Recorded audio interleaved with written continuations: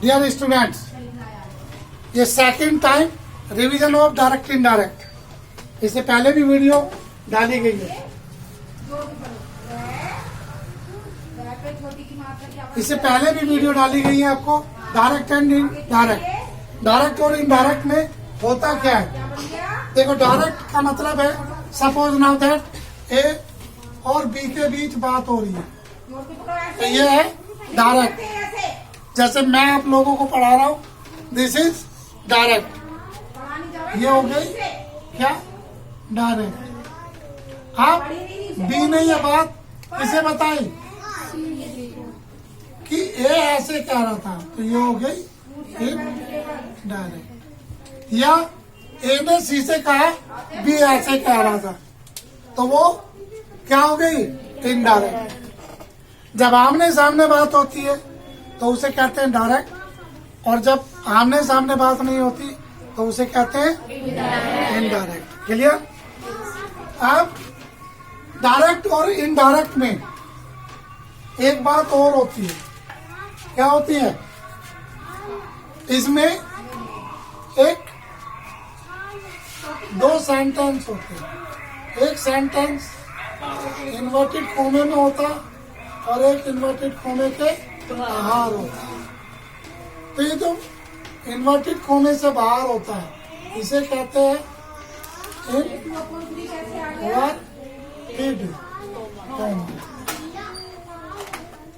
इसके बाहर जो वाक्य होता है उसे कहते हैं रिपोर्टिंग वर्ब। इसके इन्वर्टेड कोमे में जो होता है उसे कहते हैं रिपोर्टेड स्पीच या वर्ब। कहने का मतलब बाहर वाला रिपोर्टिंग होता है और अंदर वाला रिपोर्टेड होता है। क्लियर? अब इसमें भी ये बेसिक चीज बता रहा हूं। इसके अंदर भी पहले एक सब्जेक्ट होता है, हेल्पिंग वर्ब भी हो सकती है, वर्ब और ऑब्जेक्ट। ये रिपोर्टिंग वर्ब का जो सब्जेक्ट होता है ये होता है कहने वाला। क्या होता है? कहने वाला। जो रिपोर्टिंग वर्ब का ऑब्जेक्ट होता है ये होता है सुनने वाला। अब इसके अंदर भी वाक्य होता है, सब्जेक्ट, हेल्पिंग वर्ब, वर्ब और ऑब्जेक्ट। ये होता है कहने वाले और सुनने वाले के बीच क्या बातें हो रही है। ये है बीच की बातें। इसे कहते हैं बीच की बातें। मैडम वीडियो रिकॉर्ड हो रही है। तो इस तरीके से बीच की बातें कहते हैं। कोई शक? अब आते हैं रूल नंबर फर्स्ट। इसमें रूल होते हैं 4, लेकिन हम आपको कितने बताएंगे? 3 रूल बताएंगे। तो रूल नंबर 1, रूल नंबर 2 और रूल नंबर 3। 3 ही रूल आपके लिए इम्पोर्टेंट है जो एग्जाम के लिए 10th क्लास तक के। तो direct indirect reporting the message of the speaker in the exact word as spoken by. यानी कि डायरेक्ट के बीच जो भी बात होती है वो आमने सामने होती है। Is that clear? For example, Maya said I am busy now.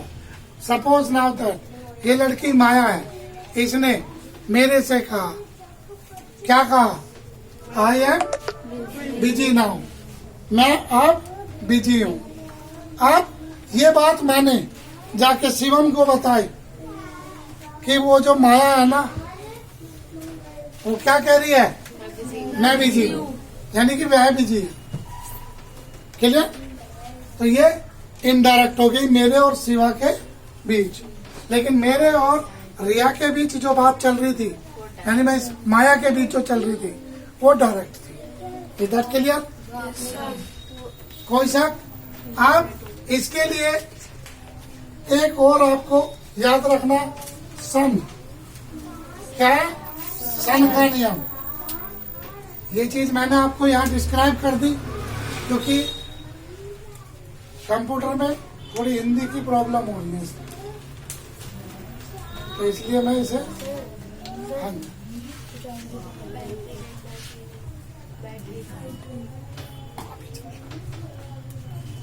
अब क्या आता है, आगे चलते हैं या नीचे दिखाते हैं। सन क्या है? सन बटे 123 का एक नियम है। क्या है? सन। अभी देखो, ये एस है। क्या है? एस।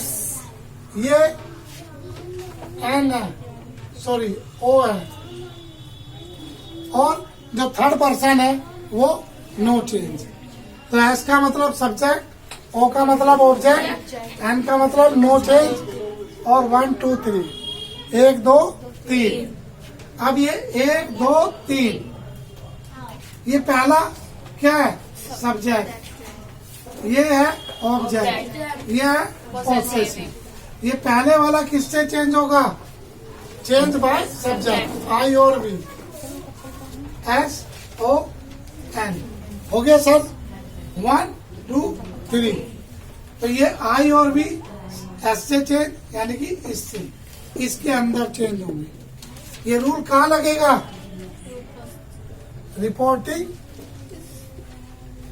रिपोर्टेड स्पीच में। सन बटे 123 किसके अकॉर्डिंग टू? रिपोर्टिंग वर्ब के अनुसार। आप नो चेंज में ही सी इट लड़के का नाम है या लड़की का नाम है या कोई प्लूरल है, कोई सा? आगे चलिए। अब आते हैं रूल नंबर फर्स्ट। क्या है? Rule number first. तो रूल नंबर फर्स्ट में क्या कह रहे हैं? देखो, direct to indirect speech conversation of reporting verb sentence in present या फ्यूचर टेंस। अर्थात ये जो रिपोर्टिंग वर्ब का वाक्य है, ये या तो प्रेजेंट में हो या फ्यूचर टेंस। इसकी पहचान भी हमने लिखी, से will, shall, can, can. Clear? यदि ये शब्द यहाँ आते हैं रिपोर्टिंग वर्ब में, तो ये रूल नंबर 1 है। क्लियर? इससे ज्यादा आसान नहीं लिख सकते। रिपोर्टिंग वर्ब सेंटेंस क्या है? ये ना, बिना इन्वर्टेड कॉमे, और ये हो गया इन्वर्टेड कॉमे। अब कहता है इन्वर्टेड कॉमा चेंज करते हैं दैट में। जब ये कॉमा हटेगा तो यहाँ पर दैट आ जाएगा। क्या आ जाएगा? दैट। यहाँ आ जाएगा दैट, ये हट जाएगा। यहाँ से हटेगा तो यहाँ से भी हटेगा। अब से टू है इसके अंदर, तो उसे टेल में चेंज कर देंगे। सेज टू है, टेल्स में चेंज। यूज्ड सन बटे 123 रूल किसमें? इन रिपोर्टेड वर्ब। क्लियर? ये लिखा हुआ है। At the time of indirect speech. कब होगा? जब हम इसे इनडायरेक्ट स्पीच में बदलेंगे, डायरेक्ट टू इनडायरेक्ट। अब इसके हमने कुछ एग्जाम्पल्स भी दिए, जैसे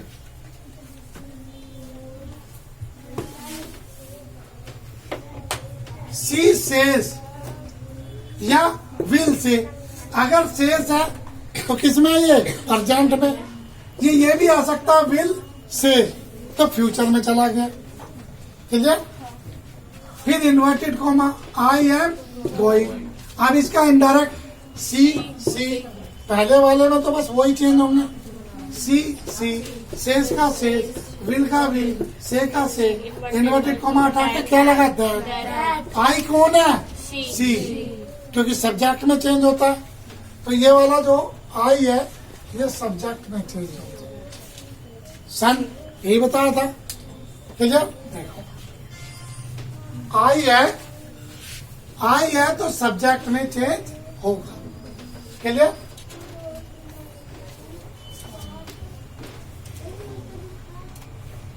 अब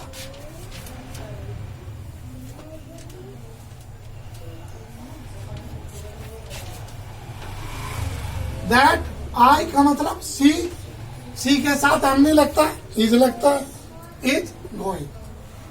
दूसरा sentence, he says I am busy, he का ही सेज का सेज, दैट आई किसमें, ही में, is busy. Rama says to inverted comma I am very busy, Rama का रामा, सेज टू का मतलब टेल्स दैट आई कौन है, Rama, he is very busy. Now को देन में चेंज करते हैं, नाउ को देन में चेंज करते हैं। क्लियर? आगे रूल नंबर फर्स्ट खत्म, बहुत सिंपल है।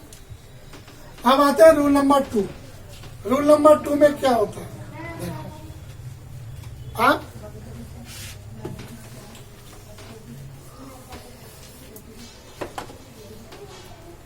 Rule number two, direct speech to indirect speech, conversation in past tense. तो क्या होगा, ये पास्ट टेंस में, क्योंकि रूल नंबर फर्स्ट किसमें था, प्रेजेंट और फ्यूचर में, तो rule number second past tense में। अब क्या था, रिपोर्टिंग वर्ब का जो सेंटेंस है वो पास्ट टेंस में, reported speech sentence inverted comma में आएगा। अब इन्वर्टेड कॉमा हटाने पे रूल नंबर टू में भी दैट लगेगा। क्या लगेगा, दैट।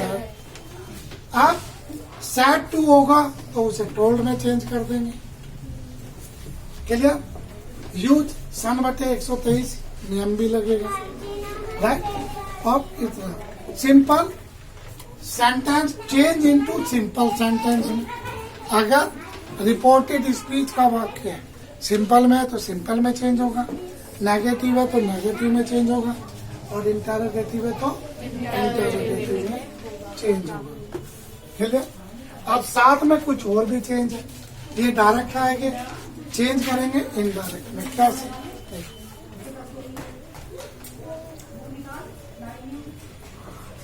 हमने लिखा वर्ब की फर्स्ट फॉर्म है तो वो वर्ब की सेकंड फॉर्म है। ये प्रेजेंट टेंस डू या और डज, डू या डज है तो डिड में चेंज हो जाएगा। आई जब आ रहा है तो वाज वर्ब में चेंज हो जाएगा। हैज हैड में change, had been, had been. ये इस तरीके से सारे रूल्स चेंजेस है। क्लियर? कोई सा? अब आते हैं इसकी प्रैक्टिस। अब देखो सेम, कोई टफ नहीं है। ही सैड, ये डायरेक्ट है, वह कहता था। She has finished her homework, तो इसका सिंपल ही का ही, सैड का सैड, क्योंकि सैड टू होता तभी तो टोल्ड में चेंज होता है, तो said that. She no change, third person है। हैज हैड में, फिनिश्ड हर होमवर्क। क्लियर? जो चीज हमने आपको लिखी है वही बदली जाएगी, बाकी नो चेंज। दूसरा, अब इसने क्या करा, पहले इन्वर्टेड कॉमा दे दिया, तो रिपोर्टेड स्पीच इसने पहले दे दी और रिपोर्टिंग वर्ब बाद में दे दी। अब इसे हम सीधा करेंगे। क्या करेंगे? सीधा। अब ये वाला पहले आएगा इनडायरेक्ट में, दे टोल्ड मी, फिर दैट वी किसमें चेंज हुआ, दे में, दे वाज वर्ब हैड में, प्लेइंग राइट, बास्केटबॉल। क्लियर? ऐसा भी हो सकता है। ये देखो यहाँ, he said I have pass the examination, he का ही, सेड का सेड, ये हटा के दैट। आई कौन है, ही, हैज का हैड, पास द एग्जामिनेशन। छोटी छोटी चीजें चेंज होती है और बच्चे डायरेक्ट इनडायरेक्ट में फंसे रहते हैं। आ गया था, the teacher said the earth goes around the sun. The teacher said, इसकी जगह यहाँ दैट रहेगी, दैट, राइट।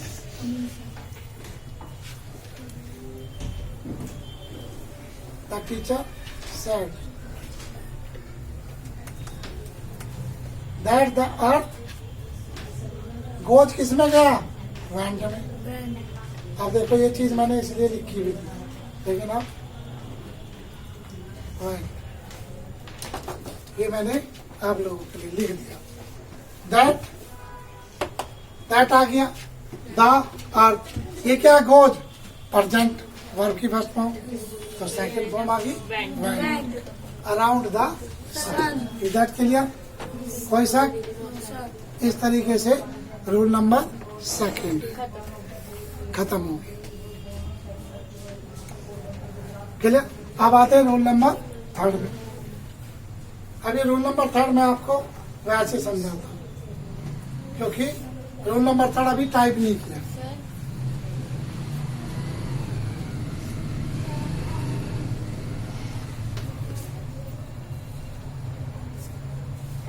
थर्ड क्या है, rule number third. Rule number third कुछ नहीं है दोस्त, इसमें बहुत इजी है ये भी। अभी कह रहा है रूल नंबर थर्ड में क्या है, वही से पहला है रिपोर्टिंग वर्ब और दूसरा है रिपोर्टिंग स्पीच या वर्ब। इसमें पीछे क्वेश्चन मार्क, तो ये इंटरोगेटिव में होगा। अब इसकी दो कंडीशन है, अगर यहाँ पे WH फैमिली है, राइट, तो इन्वर्टेड कॉमा हटाने पर WH फैमिली रहेगा और उसके बाद सेंटेंस इंटरोगेटिव की जगह सिंपल सेंटेंस में बदलता है। और अगर शुरुआत हेल्पिंग वर्ब से है तो इन्वर्टेड कॉमा हटाने पर इफ लगेगा। क्या लगेगा, इफ, और उसके बाद सिंपल सेंटेंस। सिंपल होगा या नेगेटिव होगा, जो भी है, इंटरोगेटिव से खत्म हो जाएगा। कोई शक? बाकी सन बटे 123 ये नियम है, राइट। और दूसरा सैड हो या सैड टू हो, इसे आस्ट में बदल देंगे। किसमें? आस्ट में बदल देंगे। ठीक है, क्लियर। बाकी रूल नंबर 2 और चेंज। रूल नंबर 2 में जो भी चेंज किए थे वे सब चेंज होंगे। कोई सा अब एग्जाम्पल लेते हैं, जैसे आई सेड टू रिया, मैंने रिया से कहा था। क्या कहा था? व्हाट इज योर नेम, आपका नाम क्या है। अब मैंने इसे आई सेड टू आस्क्ड रिया, मैंने रिया से पूछा था। WH फैमिली, तो वाट का वाट यार। फिर ये क्या बन जाएगा? सिंपल। तो क्या योर कौन है? रिया है, क्योंकि यू ऑब्जेक्ट में चेंज होगा। ये कौन है? तीसरा है, और यू योवर तीसरा। तो रिया लड़की है, सी हर, और हर ने इजामार किस में चेंज करा था? सॉरी, तो ये बन गया नंबर 3। अब अगर ये भी हो सकता है, you said him, right. Are you honest, तुमने उससे कहा क्या तुम ईमानदार हो? तो यू का यू, सेड आस्क्ड हिम। अब ये डब्ल्यू क्या है? हेल्पिंग वर्ब है, तो हेल्पिंग वर्ब आया तो इफ आ गया। उसके बाद ये सिंपल, यू किस में चेंज होगा? हिम में। ये पहला सब्जेक्ट है, तो हिम का पहला क्या होता है? ही। तो ही के साथ क्या लगता है? इजमार में इज, और इजमार चेंज किस में होता है? वाज। तो ही वाज, फिर ऑनेस्ट। कर सकते हो। तो ये रूल नंबर 3 हो गया। इस तरीके से अब आपको जो होमवर्क है वो रूल नंबर 1, रूल नंबर 2 और रूल नंबर 3, 6 से लेके और 10 तक के सारे बच्चे ये होमवर्क करके लाएंगे। Roll number 1, roll number 2, roll number 3, direct, indirect. उसके बाद प्रैक्टिस शीट हम आपको देंगे, वो भी करके लानी है। तब तक के लिए बाय बाय।